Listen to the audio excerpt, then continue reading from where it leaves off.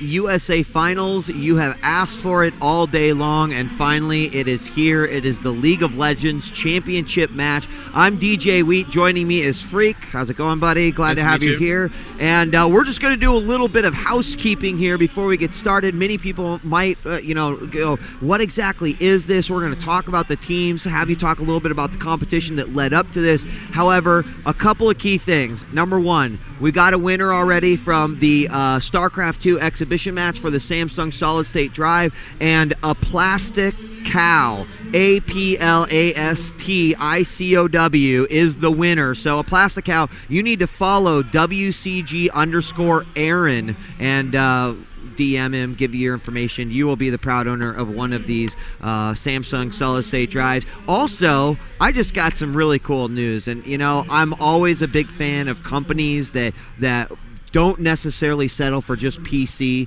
as their only platform. I just got told moments before we went on air that actually a Mac version is on the way for League of Legends. Yes. And I think a lot of people will be really excited for that. I think that's phenomenal. So big ups to Riot for supporting beyond the PC, for gaming. I think that's great. Just get some more people into the game too. Yeah, absolutely. People are really excited to hear that we're launching the Mac mode, and right now it's in beta testing. We have a little sub forum for the feedback on it. We've added a few beta testers and stuff like that. So we're going through it, and it's getting close to release. And we're working on some new technology as well. It's going to be really cool. That I can't give a lot of details about, but it's going to go I can prod and push, right? But there was some stuff has to stay secret. So we've got two teams, and Freak, I'd really love it if maybe you could break down these teams, explain how exactly the road that these guys took to make it to this point. Okay, so the road to World Cyber Games North America was 2 to 3 steps. To start out, we have ranked games with visible ranking systems and wins and losses, and you play for keeps. And so what we did is we said, okay, if you're in the top 1,500 in these ranked games, go ahead and make a team, just to help select players who were really serious about the game and really were going to be good and not waste anyone's time. And then they played a double elimination online tournament to get down to these top 2 teams, which is Counter Logic Gaming and the team formerly known as Hawkshot GG are going to be called Epik Gamer for this one. And they got themselves down, and CL Gaming, Counter Logic Gaming, came from the winner's bracket, and so they're in the advantage here. Okay. And Epik lost to them in the winner bracket at some point, so they've come down through the loser's bracket, and they're back to the grand finals, which means that this match here is a best of 3 with a 1-game advantage. Okay. So CLG could win 1-0, and that's it, and they're off to the grand finals. Or Epik Gaming can win one and tie it up, and then it's for keeps the next game afterwards. All right, fantastic. And I also know what these guys are going to be winning just for claiming victory up here on the stage. The first place team is going to get $2,000 large and 5 of the Samsung Solid State Drive hard drives at 128 gigabyte. Additionally, they'll get 5 of the Samsung SSD cards that are 8 gigabytes, and I'm sure that you've seen those around the show here this weekend. Second place will get $1,000 to split amongst the team, and 5 of the Samsung SSD 8 gigabyte cards as well. So winners up here regardless of whether you're on the winning or losing team, but really they want the championship spot because that means they get to progress on. Yeah. So with that being said, explain to us how exactly we're going to get started here, and let's get underway. Okay, so the game is League of Legends, and for those of you who play League of Legends, this will be pretty redundant for you, but the game is sort of based off of the very popular Warcraft 3 map, Dota. And if you're not familiar with that, I'll take a step back as well. DJ Wheat described it to me about 5 minutes ago as a 20-minute MMO. You started at level 1 on your champion, and you kill minions and monsters and enemy champions and turrets, and that farms you gold and experience. So you level up to 18, learning a skill along the way. You have an ultimate with 3 levels, and then 3 other skills with 5 levels apiece, which adds up to 18 for the math majors out there. And everything you kill, you get gold, so you buy health, armor, magic resist, damage, attack speed, critical chance, ability power, movement, all that kind of fun stuff. And so, depending on your skill at last hitting minions or killing enemy champions, or your ability to not die in lane so you can soak up experience, you'll start getting ahead and farther ahead of your opponents. And being a team game, you've got sort of team play objectives where, if you get this one objective, everyone gets golden experience, or this one guy might get a buff, and if he's a caster, he wants the golem buff so he can cast more spells. And you have these really awesome objectives around the map that you're constantly trying to get, and these little quests you're doing along the way, and they respawn, you do them again, and everyone knows they exist. You've got this tug and pull as people come back and forth trying to get the objectives, trying to kill a turret. Right. Oh no, he might get ganked. Oh, he's in the brush, watch out, let's reveal that. And you have this really cool team play going on throughout that. So it is a 5-on-5 competition for those of you that don't know. And are we gonna actually witness the champion selection happen, or how exactly does that work here? So we've already had the players draft their champions out at the beginning, off stage beforehand, and I do have the lineups here for you, which I'll go over in a second. We might cover them during the loading screen, or maybe not. But they do have their champions ready. When we have the signal to go, they'll just start. We'll hit champion select. They'll grab the guys they already selected, and we'll jump right into the game from the loading screen. Okay, now I actually have one other question, because of course I've been playing this, and my wife's been getting into it too.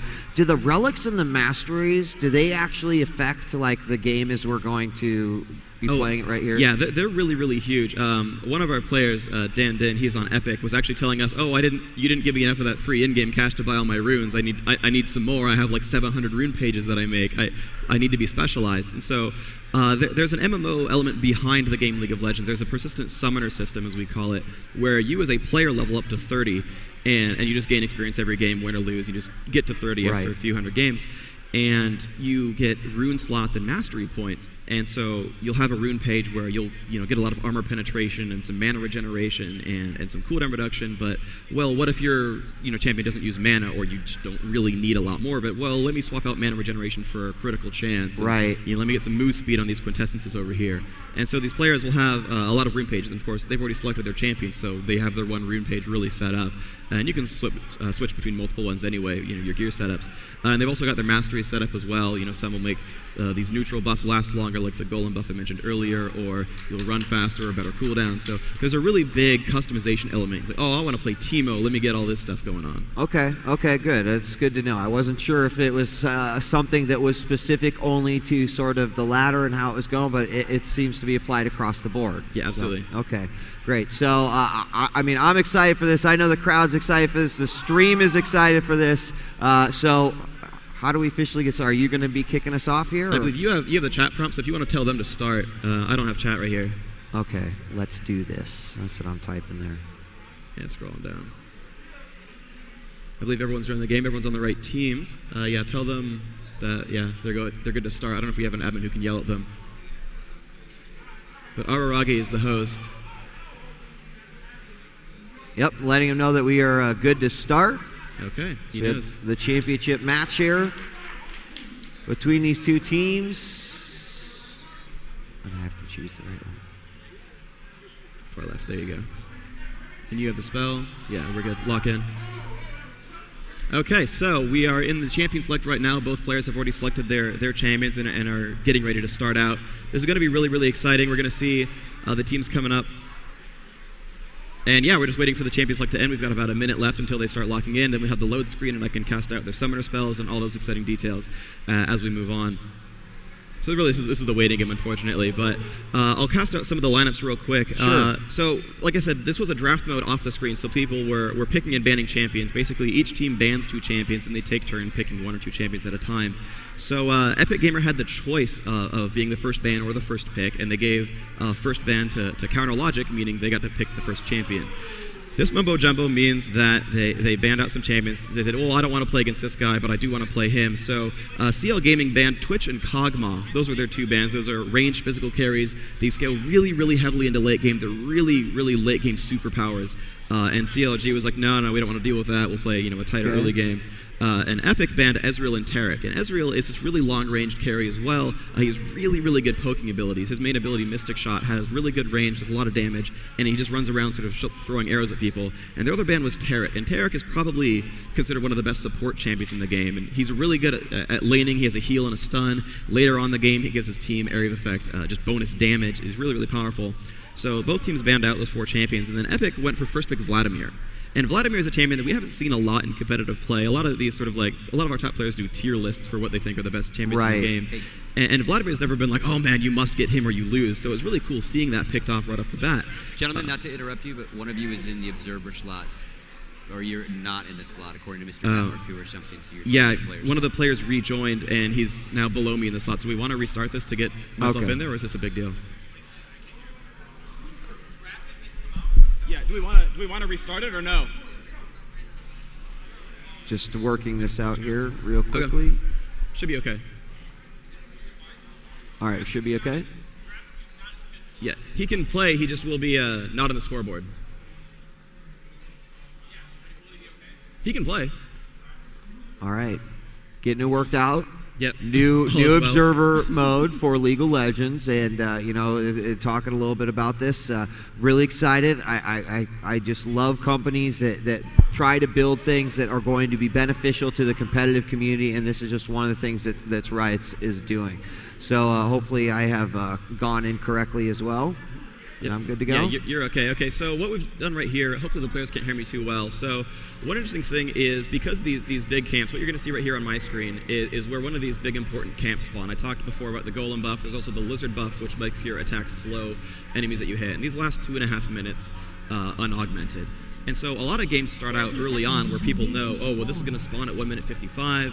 It's really important. If we get this right at the spawn, it's really, really awesome. We're going to have this huge advantage. And so players will camp out, or they'll buy sentry wards, and they'll try to scope out the opponents and figure out what's their best way at achieving these objectives. Right from the beginning of the game, people are setting up for their objectives. So basically, you're going to see a lot of this sort of map control game where they're going to kind of bait each other from the fog of war and say, well, I can see you. If you come for this, I'm going to do stuff to you.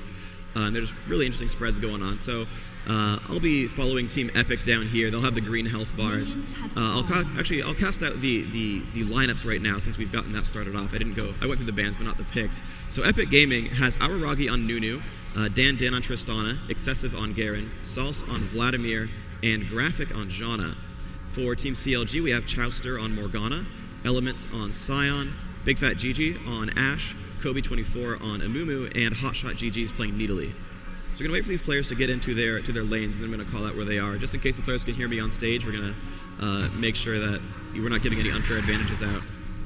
So Big Fat GG is playing Ashe, and Ashe is another long-range physical carry. She's going to be their main carry for this game. The concept of a carry, by the way, is similar to a rogue from most MMOs, where it's a very high damage but frail champion. Now Ashe has the benefit of being ranged, so she'll do a lot of damage from range, and she has a couple stuns and slows and stuff, so that should be very useful. Right now she's actually being babysitted by the Amumu, who's standing right above her. Normally he will run off and try to kill some of these minions as well. So can you just give a basic breakdown of, like, the minions and et cetera, the objectives, what ultimately are these teams trying to accomplish? Yeah. For those that haven't played yet. Yeah, okay, so there are two teams, the purple team and the blue team, which you can see by the color-coded minions here, and they just run down these lanes. You can see, if you want to see my mouse in the bottom corner, they come down one side and then off to the left, and there's a middle lane in this diagonal, and then a top lane which goes over and down as well. So there's 3 main lanes, as these minions will just completely just dive forward suicidally against each other. And these lanes are dotted by these turrets. These turrets do a lot of damage, are very durable, and are extremely lethal to champions early on in the game. So these sort of keep the lanes confined to these small areas sometimes. And then as that goes on, the players are going to try to last hit against those minions. If you score the killing blow against one of the minions, you get gold. Depending on what it is, it could be 15, 35, and that scales up along the game. And you'll get extra gold and experience for killing these. And additionally, of course, you're fighting against the players as well, so as that goes on, you'll try to land a stun or a slow and silence someone and try to get some damage on. And if you get kills, that's worth a lot of gold. It's worth about 20 minion kills. So that's a very, very heavy objective. And as that goes on, they're also, as these turrets are very valuable. Not only are they durable and damaging, but they're worth global gold and experience to the entire team. So whether your lane's doing well, you can still benefit the rest of your teams by doing really good stuff against these turrets.